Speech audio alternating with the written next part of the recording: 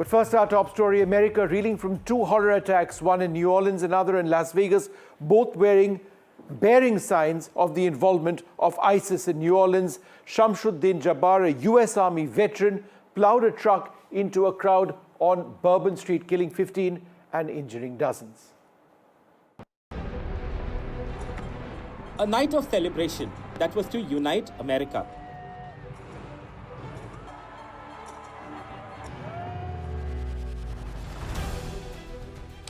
But a speeding pickup truck in New Orleans turned all of that to tragedy. As a 42-year-old US Army veteran used the occasion to kill and maim. Security camera footage has emerged of Shamsuddin Jabbar driving his pickup truck down a packed Bourbon Street before dying in an exchange of fire with the police. This man was trying to run over. US cops have described Jabbar as a terrorist, while the FBI said an ISIS flag was found in the vehicle. Other graphic videos have emerged showing the extent of damage and injuries. Investigators say Jabbar may not have been working alone. US President Joe Biden has said Jabbar had expressed a desire to kill. The FBI also reported to me that mere hours before the attack, he posted videos on social media indicating that he was inspired by ISIS, expressing a desire to kill.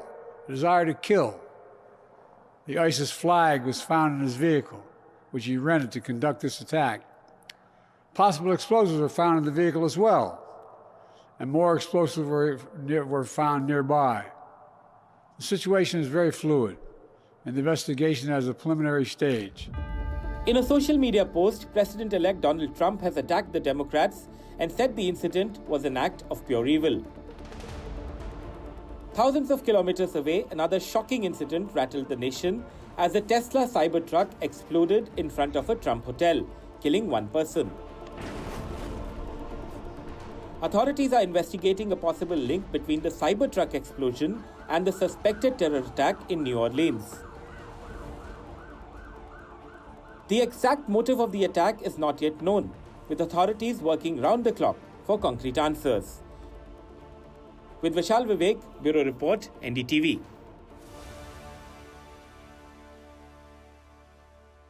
Joining us now, my colleague Natasha Israni. She joins me from Queens, where there's been another attack. We don't know exactly the details of that, whether it was a terrorist plot or not. But first, fortunately, no loss of life over there. But Natasha, let me come to you first.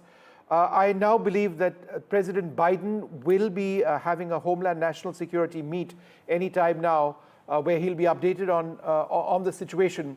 At the moment, is there a categorical stated link between the New Orleans attack and the one in Las Vegas?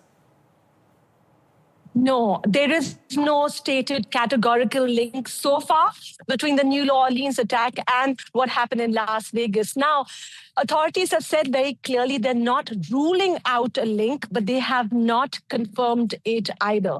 As our report said earlier in the broadcast, the link here is a Turo rental budget app, which is what the app was used to hire both these vehicles. The Cybertruck Tesla, which was used in the Las Vegas attack, where one person was killed sitting in his truck, in his hired truck, rented truck, that is.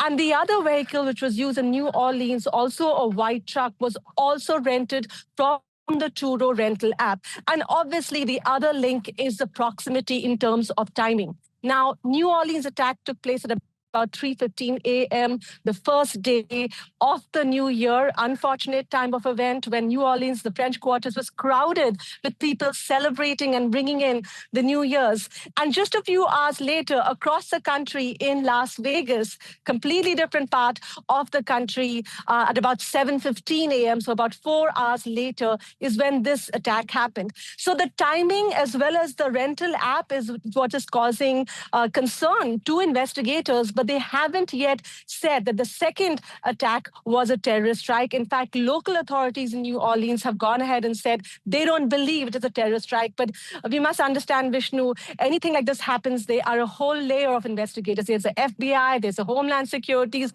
there are local officials. So a lot is going on. And as you mentioned earlier, as these updates continue to President Biden, we will start getting a clearer picture. And Natasha, you're at Queens right now in New York.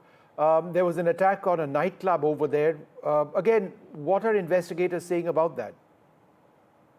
So yes, we are standing outside the nightclub. I'm going to ask my camera person to just show you the entrance to this nightclub. It's all very quiet at the moment. But here, just the night before, last night, around 11:15 p.m., is when there were people who were lined up outside that entrance you can see, which is shut right now. And you see another camera crew is also stationed there. But basically, there were about 15 people who were lined up outside waiting to get into this nightclub. There were about 90 people inside the nightclub that time. And these 15 people were shot at by what local police are saying were 3 to 4 armed men. Those 3 to 4 armed men then got into a car and drove away. And that car, the license plate was an out-of-state license. So far, they have not called this an act of terrorism. They are treating it what they speculate is a gang-related violence, but that is also yet to be confirmed.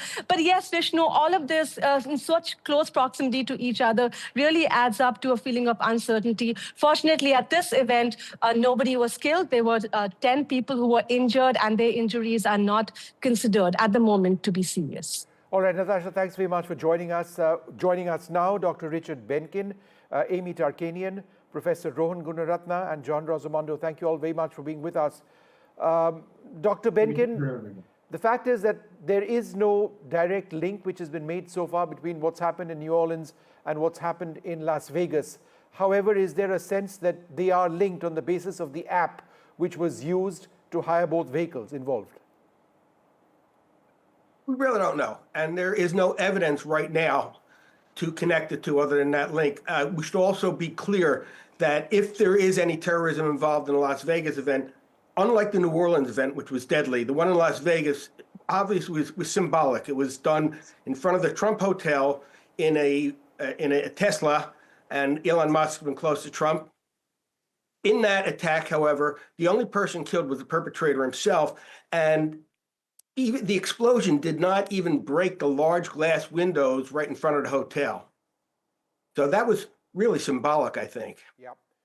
Professor Rohan Gunaratna, in terms of online radicalization involving ISIS, and this is the huge concern, the fact that there are already videos out of Shamsuddin Jabbar, the man, the US Army veteran involved in the New Orleans attack. I mean, are these random videos which attract people like this? Is there something larger, more sinister at work in play in the US? Jabbar was radicalized only in the last 12 months. So according to a statement by his wife, he embraced the Salafi Wahhabi form of Islam only in the last year, and then he became very active in watching extremist videos and in communicating his ideas. In fact, he also wanted to take his family to heaven, meaning to do a martyrdom operation. So he was very severely radicalized, and it demonstrates how even a US military veteran, a man who has served in other conflict zones for the United States, could get radicalized when he was inside the United States.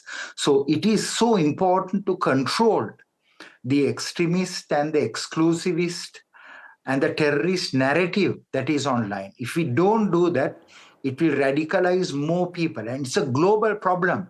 It's not only a problem in the United States, it's a problem in India, it's a problem in Europe, and it's a problem in the Middle East, in Africa. Absolutely. So I believe there must be greater effort on the part of the international security and intelligence services to take down extremist content online and also punish those who are disseminating this material online. John Rosamondo, would you look at this as being a failure of US intelligence, or would you suggest that it's absolutely impossible to keep track on everybody who may be looking at content linked to ISIS or radical elements? Well, if you look at the pattern of U.S. law enforcement, meaning the FBI, you had countless attacks where the FBI knew who these people were beforehand, but didn't do anything. I think it would be interesting to find out what sort of records they had on this guy. Was this guy radicalized by people from the Afghan community? I have been talking with former Afghan Army intelligence folks who are living here in the United States. That's their main concern. Was this guy radicalized and recruited by ISIS-K, for example? I think there are a lot of questions that need to be asked here, but you can't be everywhere at all times. And I think there's evidence that the FBI has more interest in what you call white supremacist violence than looking at jihadists on American soil. Amy Tarkanian, as a Republican strategist, could you share your insights into how, under the new administration, when Donald Trump comes to power, this might actually be a formidable challenge? And how do you suggest, or how would you look at his approach to terror on American soil compared to what it is now? Sure. Well, I believe this upcoming administration is going to come in with an extremely heavy fist. And you already see that with some of his cabinet positions that he would like to have filled, such as example, a gentleman by the name of Tom Homan, who's very adamant about closing the border on day one and making sure that they start to rebuild the wall once again, and that they go after the current illegal immigrants that are in the country that have broken further laws and remove them. And I think the fact that this verbiage is already out there and it's very strong, hopefully it will dissuade others from trying to come in, because it seems that under the current administration, the Biden-Harris administration, that it's allowed I've heard upwards of 8 or 9 million more illegals to come in, and there's been at least 300 plus that were on the FBI watch list that we're trying to get through. So we do know that there are cells